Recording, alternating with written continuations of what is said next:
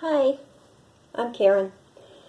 I'm testing some paint consistency so that I can finish up a pour. Don't know if I'm going to let you see this or not. We'll see.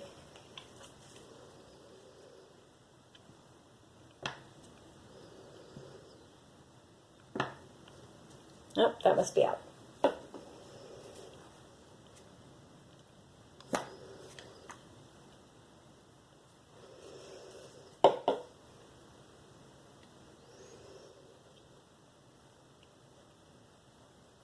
I think they're close enough.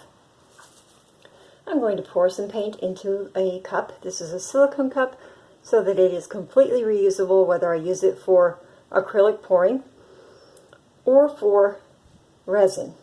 Both of them will peel right out once they're dry.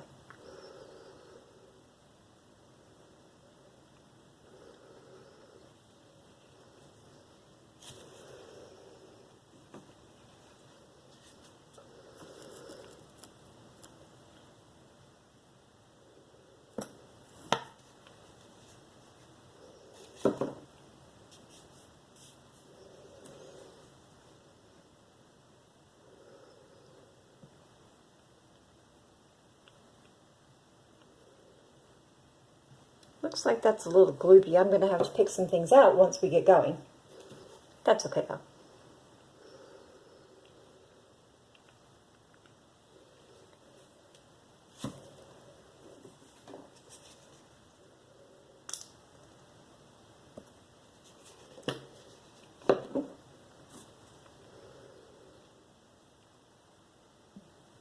I'm using some things that were mixed up before. This one is white, and I use that in quotes because it's not really white anymore. Okay, I'm just going to add this to my 8x8 canvas and see what happens.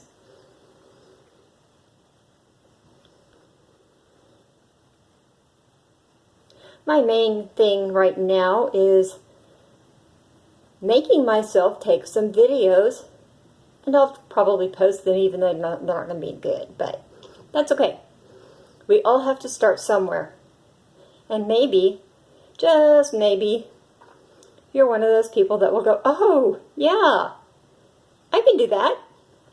Because I'm pretty sure you can do better than I'm doing right now. But that's okay.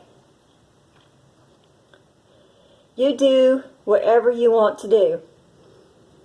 And if we want to watch you on YouTube, we will. And if you don't want to watch me on YouTube, that's okay too. If you want to have notifications, subscribe, hit the like button, make comments, share, whatever. All the stuff everybody always tells you. And here's another little hint. You have to get enough airtime, enough hours being watched in order for YouTube to monetize your account. Yeah, I'm way, way, way away from that.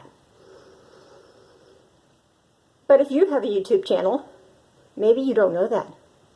Or maybe you'd like to start a YouTube channel. The very middle of any piece is going to stretch more than anything else, so unless you have a specific design in mind, I recommend that you make sure that it's not all one color. Okay. I showed you how to use cardboard to get your paint all the way to the corner without losing a ton of paint. Now we're going to do that again. So my cardboard is not clean, and I just smushed it against the canvas. That's okay. This paint is moving a lot faster because there's a lot more paint. Now that can be an issue if you are trying for a technique with that you're going to wind up having to pour off a bunch anyway.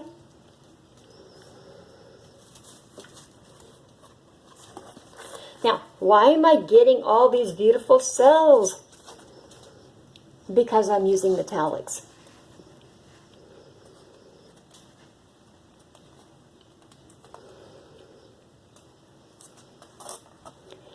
You'll see a lot of people doing paintings where they have specific forms that they like to make. And I'm here to tell you, you do you. Because ultimately, you are the artist. Make your own piece, make your own art. Now, why is this piece of cardboard handy? Well, if you have a really big piece and you don't want to put twice the paint on it than you need, then it can be very handy. You don't lose quite as much paint. You do tend to get a little more distorted depending on your technique. My technique isn't very good, but it's never any good with tilting anyway. Fourth corner. And in case you missed it, this is an 8x8 canvas. It's a super value canvas. When you're practicing, you don't need expensive. Now, notice how much slower everything is moving. That's because I've taken off a lot of paint. I'm going to actually take that off now, because I'm not too worried about the paint moving too fast. I love all these lines. And I love the cells, but I like to have both on the same canvas. I don't know what you want, but maybe this is what you want. Watch tons of videos, get everyone's opinion, and then decide what you want. If what you really want is just to watch someone pour paint on canvas, you can do that too.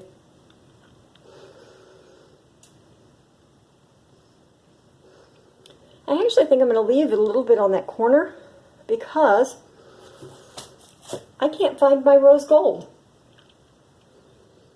And I am a bit of a rose gold freak. So yeah.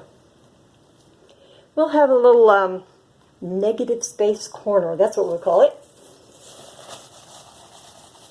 Ugh. I am making a total mess. My hands are all paint covered. Oh. And this is something I wanted to show you. When you have places where you can see canvas, if you tap them, you can make the paint cover them.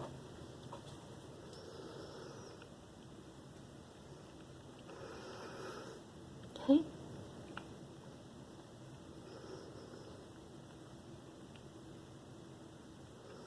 If you swipe across, it's more likely to just swipe stuff off.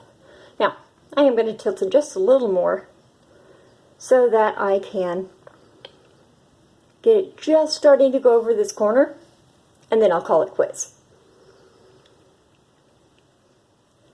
If you leave too much paint on your canvas, you run a higher risk of the paint cracking as it dries. There we go. If I go any further, I'm going to lose every last bit of that rose gold. So I'm not going to do that. What I am going to do is wipe my hands right quick.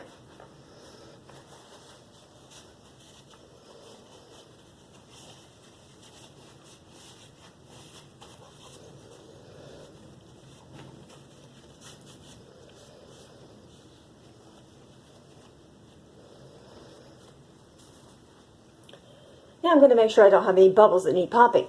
This is my handy dandy chef's torch. It uses compressed gas.